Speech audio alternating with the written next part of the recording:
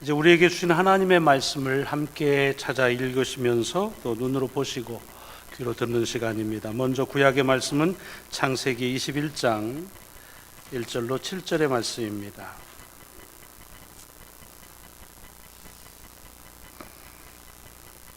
창세기 21장 1절부터 7절까지의 말씀 봉독하겠습니다.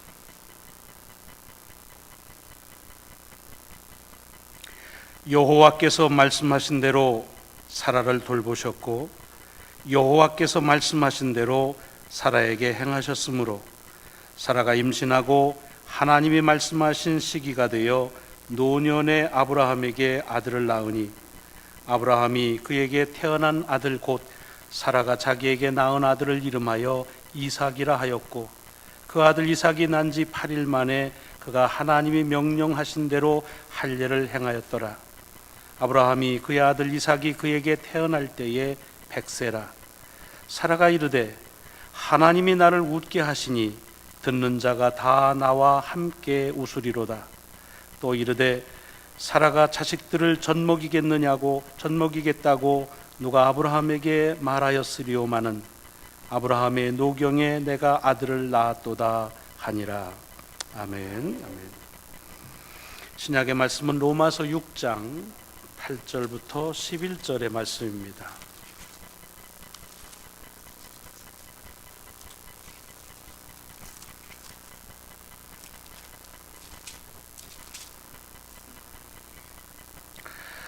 개역개정판 신약성경 247페이지 로마서 6장 8절부터 11절까지의 말씀을 봉독하겠습니다. 만일 우리가 그리스도와 함께 죽었으면 또한 그와 함께 살 줄을 믿노니 이는 그리스도께서 죽은 자 가운데서 살아나셨음에 다시 죽지 아니하시고 사망이 다시 그를 주장하지 못할 줄을 알미로라. 그가 죽으심은 죄에 대하여 단번에 죽으심이요 그가 살아계심은 하나님께 대하여 살아계심이니 이와 같이 너희도 너희 자신을 죄에 대하여는 죽은 자요 그리스도 예수 안에서 하나님께 대하여는 살아있는 자로 여길지어다. 아멘. 오늘 우리에게 주는 복음서의 말씀은 마태복음의 말씀입니다. 마태복음 10장 32절 그리고 33절 두 절의 말씀입니다.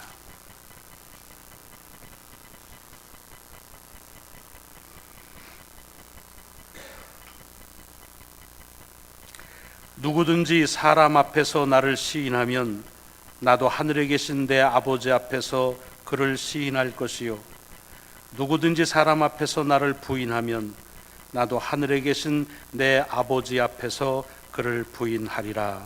아멘. 오늘 눈으로 보고 귀로 들은 하나님의 말씀이 한 주간 여러분의 삶을 지키시고 인도하실 능력임을 믿으시기를 주의 이름으로 먼저 축원합니다. 열광적인 축구팬이 아니더라도 지금은 월드컵 브라질에서 진행되고 있고 거의 대부분의 뉴스 매개체에서 일들을 보도하고 있습니다. 여러 가지 흥미로운 기사도 일어나고 또 재미있는 게임도 구경하는 그런 시간입니다. 그러나 아무래도 월드컵 하면 우리들에게는 2002년 12년 전 한국에서 개최되었던 그 월드컵을 잊을 수가 없지요. 그리고 그 월드컵을 생각하면 떠오르는 문구 하나가 뭐냐 하면 꿈은 이루어진다라는 그런 문구입니다. 카드 섹션처럼 운동장에서 크게 했던 것이 지금도 기억이 납니다. 물론 월드컵에 참가하는 팀이 꿈을 가지고 온 꿈이 이루어지기를 바라는 팀이 따로 있고 우리는 꿈 따위는 필요 없다 하고 참가하는 그런 팀이 따로 있지는 않습니다. 모든 팀이 한 꿈을 가지고 참가하지요. 그것은 경기에서 이기겠다고 하는 것입니다.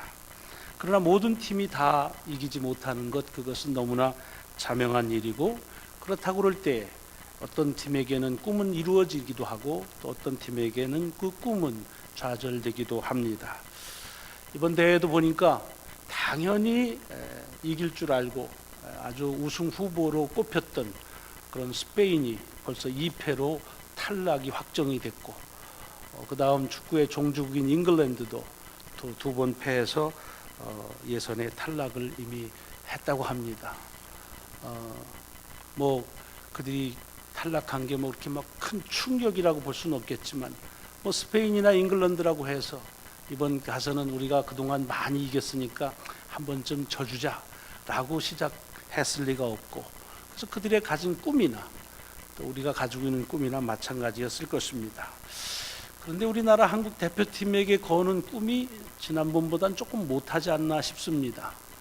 8강이라고 말하는데 글쎄 하는 분들이 참 많고, 꿈은 이루어진다라는 슬로건도 찾아보기가 어렵습니다. 아마도 그것은 실질적으로는 실력이 이제 그만큼 안 된다, 평가전 해보는 거 보니까 뭐 3대빵 4대빵 지는데 이거 뭐 그런 건 그건 꿈은 그냥 허망된 꿈이다, 이렇게 말하는 생각들이 많아서 그런지 모르겠습니다. 지난번 1차전을 꽤 잘하고 그래서 다시 꿈을 좀 추스리는 분이 있지만, 그러나 여전히 글쎄요 2002년도에 있었던 그 꿈만은 아닌 것은 사실입니다. 그런데 이 축구에 대한 이런 꿈이 그 열기가 좀 예년 같지 않다고 하는 것은 그냥 대표팀의 실력 때문만은 아닐 것입니다. 우리나라 전체를 휩싸고 있는, 얼마 동안 우리 국민들을 패닉에 잠기게 했던 이 세월호의 침몰 사건이 우리에게 아직도 계속 남아있고 마음속에 응어리로 있기 때문에, 특별히 그 사건을 통해서 정말 우리가 그게 말하죠, 꿈 많은 아이들, 청소년들, 꽃다운 그런 청소년들이 그 꿈이 침몰되어지는 그와 같은 정황 속에서 뭐 축구에 대한 꿈을 얘기하는 것은 때로 사치스럽기도 하고, 또 그렇기 때문에 아무래도 그런 열기가 좀 덜하지 않는가 생각을 해봅니다. 고등학교 아이들이 가졌던 꿈이든 축구 대표팀이 가졌던 꿈이든 우리가 꿈을 갖는다고 해서 모든 꿈이 이루어지진 않습니다. 실력이 부족해서 그 꿈이 이루어지지 않을 수도 있고, 본인의 의지와는 상관없이 꿈이 무산되어지는 경우도 참 많이 있습니다. 우리가 살면서 근심하고 낙심하는 경우도 보면 대개는 꿈이 많고, 그런데 그 꿈이 이루어지지 않는 데서 오는 상처와 좌절들을 맛보기 때문이 아니냐 하는 생각을 가져봅니다. 뭐 누구누구의 삶을 예로 들지 않아도 우리들 각자의 모든 삶에서 우리가 꿈에서 가졌던 그런 그 기대와 그런 그 바람, 그것과 비례해서 그것에 이루어지지 못한 안타까움과 좌절은 매우 컸던 것을 쉽게 여러분들도 기억하실 수가 있을 것입니다. 성경을 보면 성경이 어떤 책이냐라고 정의할 때 어떤 각도에서 성경을 보느냐에 따라서 매우 다를 수 있습니다. 물론 성경은 예수가 그리스도이심을 증거하는 책이긴 합니다. 그러나 그 대전제 아래서 그럼 예수가 누구냐, 또 신앙은 무엇이냐라고 할 때 성경에서 우리가 찾을 수 있는, 오늘 같이 말씀을 나누는 주제로 보자고 한다면 성경은 하나님의 꿈의 이야기가 아닌가 생각을 합니다. 물론 성경 속에는 많은 꿈들의 이야기가 이어져 옵니다. 아프고 힘들었던 이들이, 그런 낫기를 바랬던 사람들이 그 꿈이 이루어지는 그런 이야기들 읽을 때마다 신명이 나지요. 또 삶의 여러 가지 곤란한 문제들에 봉착했던 사람들이 그 문제 해결을 가졌던 그 소망, 그 꿈들이 예수 그리스도를 통해서 또 하나님을 통해서 이루어지는 역사들은 우리의 신앙생활에서 매우 고무적으로 우리에게 용기를 주고 또 위로가 될 때가 참 많이 있습니다. 그러니까 성경은 사실은 꿈의 이야기, 아니 조금 더 말하자면 자신들이 가지고 있던 꿈이 하나님을 통해서, 예수 그리스도를 통해서, 믿음을 통해서 이루어가는 그런 이야기들이 아닌가 생각을 해봅니다. 특별히 성경 가운데서 성문서가 많은 말씀대로 살았던 사람들이 이야기를 수록해 놓은 책들에 보면 그와 같은 아주 신명나는 이야기들을 우리들이 많이 접할 수가 있습니다. 이렇게 성경에는 꿈의 이야기들이 많이 있는데, 그러나 무엇보다도 성경에 맨 처음 들어가 보면 성경은 사실은 어떤 사람이 어떤 꿈을 가지고 있다, 하나님을 통해서 어떻게 그 꿈이 이루어졌다라고 하는 것 이전에 사람의 어떤 꿈보다도 하나님의 꿈의 이야기로 시작되어진다고 하는 것입니다. 창세기를 보면 사람이 아직 태어나기 전이죠. 물론 그러나 사람이 태어났다 할지라도 사람들이 어떤 소망과 바람을 갖기 전 하나님은 이 세상에 대한 바람과 소망과 꿈을 가지고 그리고 모든 것을 지으시고, 그리고 사람을 창조하시고, 그리고 사람과 더불어서 이루실 꿈을 가지고, 그리고서 이 세상을 시작했다고 하는 것이 성경의 시작입니다. 하나님의 꿈으로 시작되어진 역사, 이것이 인류의 역사의 시작이 아닌가 생각을 해봅니다. 물론 그 하나님의 꿈의 이야기들은 많은 사탄의 유혹이나 사람들의 완악함이나 불순종으로 인해서 여지없이 부서지고, 그리고 많은 경우에 그 꿈이 있는 것조차 잊어버리고 사는 경우가 참 많이 우리는 봅니다. 그 얘기가 처음 사람인 아담의 이야기지요. 하나님이 얼마나 아담을 통해서 갖는 꿈이 컸습니까? 우리는 그것을 성경의 복이라고 말합니다. 그래서 그와 더불어서 하나님이 지으신 세상을 어떻게 가꾸고, 그리고 그와 더불어서 어떻게 동행할 것이냐 하는 그런 꿈이 있었지만 사단에 의해서 여지없이 무너져 버리고 맙니다. 또한 이런 인간의 그 하나님의 꿈에 대한 그런 낙심, 그리고 절망, 불순종, 이런 것들로 인해서 하나님이 꾸짖으시고 심판하시는 역사가 노아의 이야기 속에서 우리는 잘 구분할 수가 있습니다. 그러나 이런 사람들의 완악함과 연약함, 이런 것이 있음에도 불구하고 하나님은 인간에 대한 당신의 꿈을 저버리지 아니하시고 이어가시는 것을 볼 수가 있습니다. 오늘 우리들이 주신 구약의 말씀의 주류인 이 창세기의 아브라함의 이야기가 바로 그런 하나님의 꿈이 이어가는 역사의 한 선상에서 볼 수가 있습니다. 바벨탑을 쌓는 하나님처럼 되고자 하는 그런 완악함을 주께서 꾸짖으셔서 모든 민족을 다른 언어를 가지고 흩으신 다음에 그 사람들, 그 민족 가운데 한 사람을 택하여 하나님이 다시 잃어버렸던 사람에 대한 꿈을 다시 회복하고 그 일을 스스로 이루어 나가는 역사가 아브라함의 이야기라고 볼 수가 있습니다. 여러분, 아브라함을 보면은 아브라함 자신은 한 번도 자기가 자식을 얼마를 갖고 싶다고 표명한 적이 없고, 한 번도 어떤 땅을 차지해 보고 싶다는 그런 바람을 가진 적이 없습니다. 그러므로 아브라함에게 일어나는 모든 역사들은 그가 가지고 있던 꿈과 야망과 소망을 하나님께서 이루어 주신 기적이 아니라 하나님 스스로 아브라함을 통해서 이루시려는 하나님의 꿈이요, 그리고 하나님의 꿈을 스스로 이루어 나가시는 여정이라 이렇게 볼 수가 있습니다. 오늘 본문 창세기 21장을 보면 그 하나님의 여러 가지 꿈 중에서 하나님의 복 중에서 하나인 자손에 대한 이야기가 소개되고 있습니다. 물론 이 자손에 대한 하나님의 꿈을 아브라함에게 처음 얘기했을 때 아브라함이 덥석 그것을 믿지를 못하지요. 믿지를 못합니다. 그러나 하나님이 말씀하시니까 그 말씀이 하나님이시기 때문에 믿었다고 기록되고 있습니다. 하지만 이것이 시간이 지나도 그 믿음에서 나오는 여러 가지 증거들이 보이질 않는 것입니다. 그렇게 20여 년이 흘러갑니다. 한 20여 년이 25년이 흘러간 어느 날 갑자기 하나님이 이 아브라함을 찾아오십니다. 그리고는 이제는 다 잊어버렸을 듯한, 이제는 생각도 못하는 그 자식에 대한 꿈의 이야기를 다시 아브라함에게 주는 겁니다. 여러분, 17장에 보면은 아브라함이 하나님의 사자를 만나서 그래서 다시 자손에 대한 얘기를 하니까 아브라함이 어떻게 반응하냐면 속으로 웃었다, 그렇게 되어 있습니다. 그럼 그때 속으로 아브라함이 웃은 그 느낌이 어떨까요? 우리 성경은 희곡이 아니라 뭐 속으로 웃었다, 환희에 차서 가로 닫고 가로 열고 이런 게 없지요. 그러나 우리가 쉽게 연상할 수 있습니다. 그 속으로 웃었다는 말은 아싸 이제야 됐구나 이런 거 아니지요. 무슨 말씀을 하시는 건지, 자식 주려면 생산 능력이 있을 때 주셨어야지, 이제 뭐 99세인데 100세인데 이제 와서 자식을 얘기한다는 건 하나님의 사자 앞이니까 드러내놓고서 웃을지는 못했지만 속으로 이건 코미디다 하는 얘기입니다. 아브라함만 그런 게 아닙니다. 그의 아내도 속으로 웃었다고 돼 있습니다. 그리고 한 수 더 뜨죠. 사라는 네가 왜 웃느냐 그랬더니 저는 안 웃었는데요 라고 말합니다. 그러니까 네가 웃었느니라. 그럼 거기 보면 사람이 정말 얼마나 약한지 볼 수 있습니다.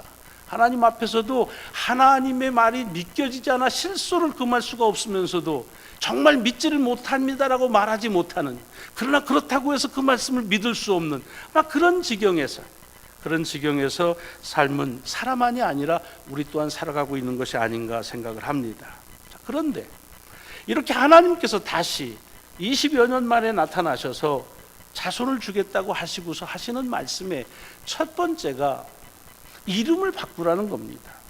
이제는 아브라함이라고 말하지 말고 아브라함이라고 그래라. 여러분, 이거는 그냥 아브라함이 애기 많이 낀 이름이니까 좀 좋은 이름으로 다시 장명해 준 거 아니라는 거 아십니다. 거기에는 하나님의 의도가 담겨져 있습니다. 아브라함이라는 말에는 여러 민족의 아버지라는 뜻을 가지고 있다는 것입니다.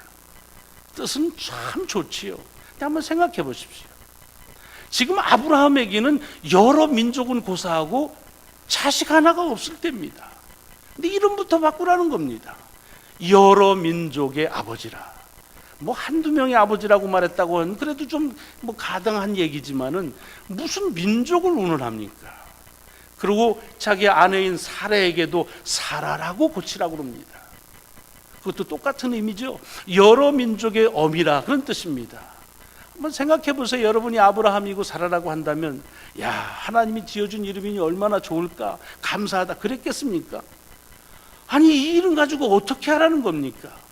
아마도 그 아기를 낳을 때까지 적어도 1년 동안의 기간이 있었으니까 이름이 바뀐 다음에 사람들하고 일상적인 생활하면서 경험했던 걸 한번 쉽게 연상해 볼 수 있지 않습니까?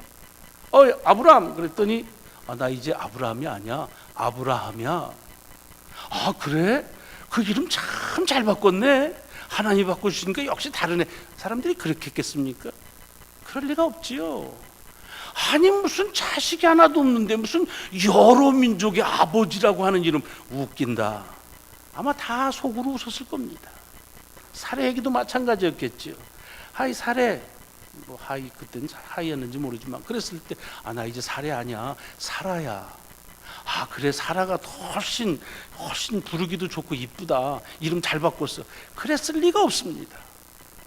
뭔 뚱딴지 같은 소리야 지금. 여러분, 그래서 이제 이름을 바꾸고 나서 저들에게 사실은 자기 스스로만 실수를 금하지 못하면서 혼자 속으로 웃었던 게 아니라 사람들이, 듣는 사람들마다 다 속으로 웃었을 것입니다. 웃기는 코미디구나. 더군다나 자식을 낳으면 이름을 이삭이라고 부르라 그럽니다. 이삭이 무슨 뜻입니까? 웃음이라는 뜻입니다. 아니, 자식 낳게나 해주고 그리고서 무슨 아들이든 딸이든지 이름을 지어주면 좋은데 언제 나올지도 모르는 자식의 이름을 이삭이라, 웃음이라, 이거는 조소가 아니라 참 기쁨이라 그런 뜻이지요. 그렇게 지으라는 겁니다. 아마도 모르긴 하지만 이 아브라함과 사라가 하나님께서 그렇게 당신의 꿈을 다시 이루시겠다고 하는 이야기를 들었을 때 그는 자기 자신만이 웃음거리로 그렇게 생각할 뿐만 아니라 그 이야기를 듣는 모든 사람들이 다 웃음거리로 생각했던 그런 일일 것입니다. 그런데 어떻습니까? 성경은 그렇게 실수를 금하지 못하는 그런 코미디 같은 일로 끝나는 것이 아니라 하나님께서는 그 일을 그대로 말씀하신 대로, 오늘 본문에 보면 2번 반복하고 있습니다. 당신이 말씀하신 대로 사라를 통해서 아기를 낳게 했다는 것입니다. 그리고 나서 사라가 뭐라고 고백하느냐 하면, 이 사라가 누굽니까? 혼자서 속으로 웃은 그런 이야기라고 생각해서 웃었는데 이제는 내가 밖에 사람들이 듣도록 웃고 그리고 내가 웃는 소리를 듣는 사람들도 웃을 것이다 라고 하는 삶의 변화를 가져온다는 것입니다. 여러분, 오늘 우리들에게 가지고 있는 하나님의 꿈은 들려볼 때 우리 속에 웃기는 이야기로 들릴 때가 없지 않습니다. 하나님께서 일으키신 기적들은 언제나 그 시대에 누구에게나 실수를 금할 수 없는 코미디 같은 일이었습니다. 그러나 하나님께서는 그 일들을 통해서 정말 삶의 참된 기쁨이 무엇인지, 즐거움이 무엇인지, 그래서 그것을 통해서 기뻐서 웃게 하시고 그리고 그 웃음을 듣는 사람들조차 그 웃음을 함께 웃을 수 있는 그런 역사로 바꾸신 것을 우리는 성경 속에서 많이 헤아려 볼 수가 있는 것입니다. 이런 이야기는 비단 아브라함의 이야기만이 아닙니다. 조금 지나보십시오. 사사시대에 가면은 우리가 잘 아는 사사 중에 한 사람인 기드온이 있습니다. 이 기드온이 살던 시대가 이스라엘 민족이 아주 핍절했던 시대입니다. 옆에 미디안이라고 하는 강대국이 있는데 얼마나 얌체 같은지, 강대국이라 어떻게 대항은 할 수 없는데 추수 때만 되면 와가지고서 추수한 곡물들을 그냥 수탈해 가는 것입니다. 얼마나 힘들었겠습니까? 그래서 이 기드온은 자기가 먹을 양식을 포도주 틀 속에 들어가서 그것을 빻고 있었습니다. 그러니까 양이 얼마 안 됐다는 얘기지요. 그리고 그것도 빼앗길까 봐 숨어서 그냥 조심스럽게 하는 한 비굴한 사람의 모습을 보여주는 겁니다. 그런데 하나님의 사자가 그에게 와서 뭐라고 말합니까? 큰 용사여, 여호와께서 너와 함께 하신다. 여러분, 그 얘기를 듣고 기드온이 뭐라고 대답합니까? 아멘 할렐루야. 아닙니다. 실소를 금하지를 못합니다. 아니, 내가 지금 이렇게 비굴하게 살아가는데 날 보고 큰 용사라고? 그것도 여호와 하나님이 함께 하신다고? 하나님이 함께 하시면 어떻게 나라가 이 지경이 됩니까? 당신의 자손들은 어떻게 이렇게 핍절하게 삽니까? 그렇고 대항합니다. 웃기는 소리 하지 말라는 것입니다. 그러니까 하나님의 사자가 또 뭐라고 그럽니까? 네가 이 민족을 구원하라. 더 웃기는 얘기입니다. 그래서 이 기드온이 도대체가 말도 안 된다고 하는 것으로 대답합니다. 내가 누군지 아시지 않습니까? 나는 내 지파 속에서도 가장 작은 자입니다. 이렇게 웅크려서 하루 먹을 양식에 대해서 비겁한 사람 사는데 내가 어떻게 합니까?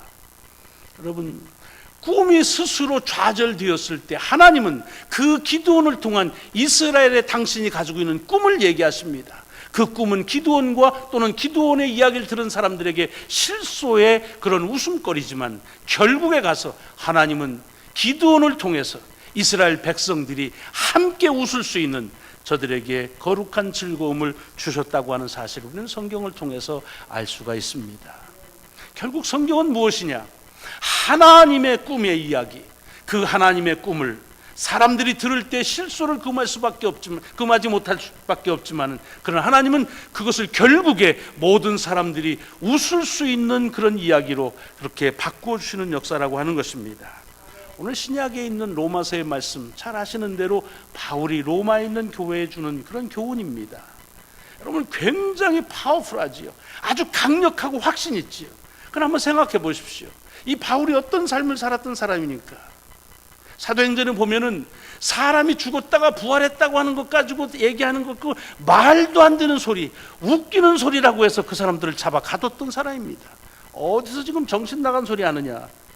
그래서 정말로 그 얘기를 들을 때 실수를 금지 못했던 사람입니다.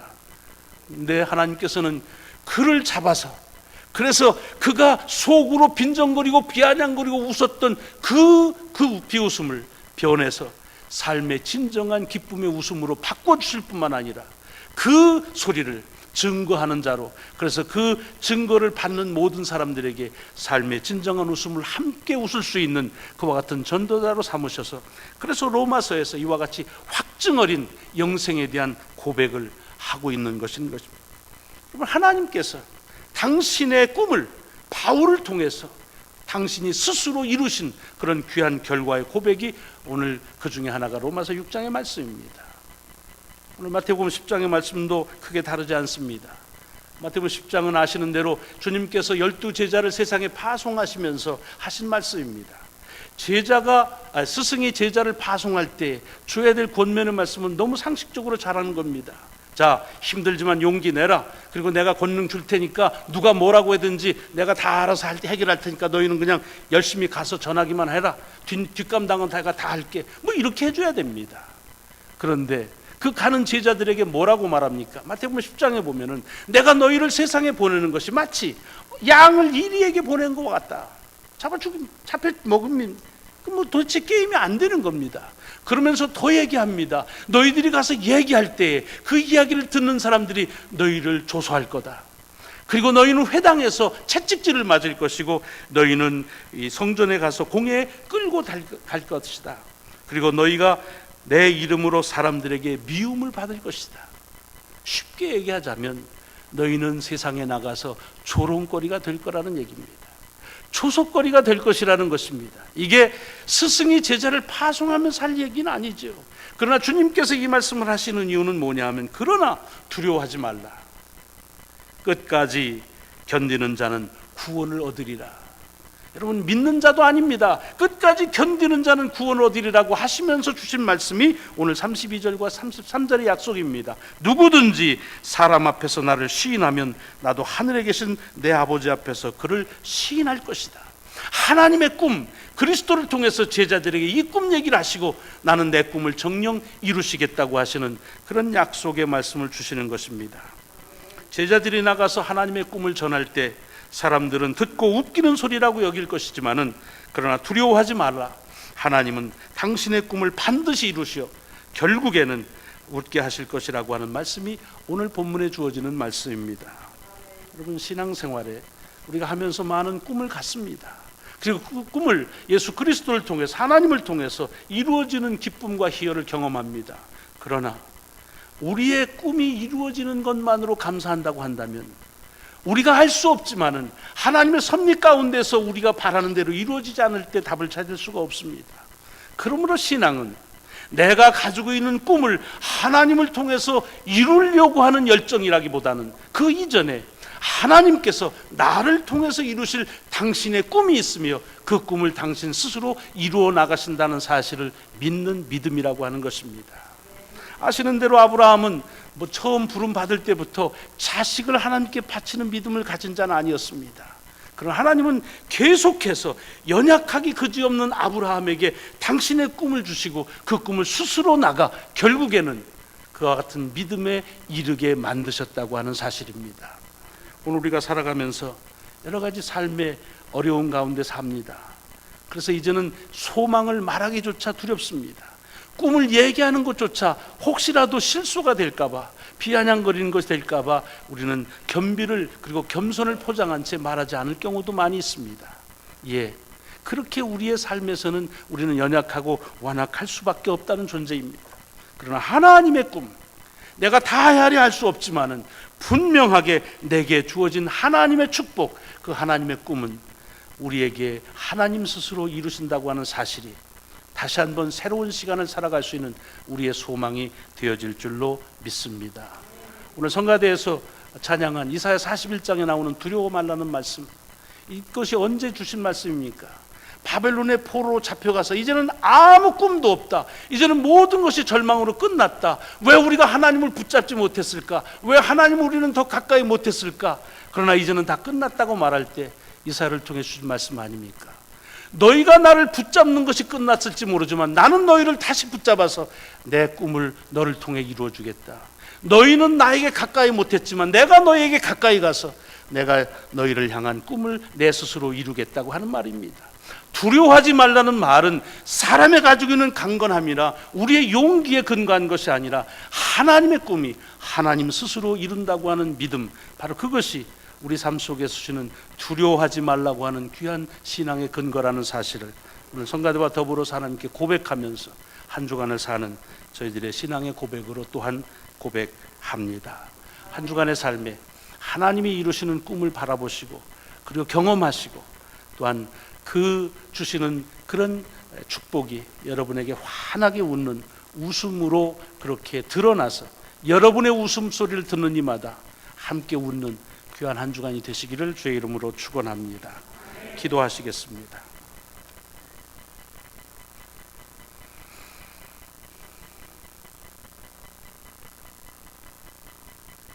우리는 우리의 꿈이 있을 때 가슴이 벅차오르고 꿈이 이루어졌을 때 얼마나 신명이 나는지요.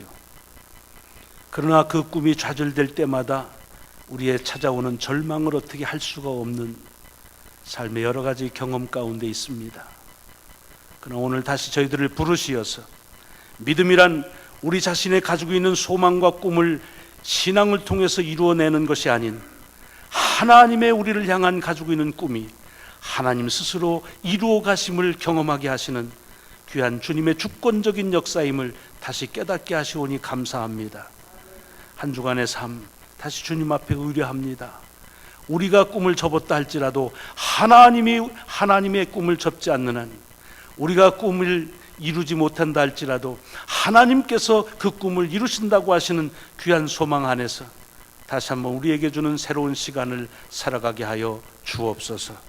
그리고 주 예수 그리스도의 이름으로 감사하며 기도드리옵나이다. 아멘.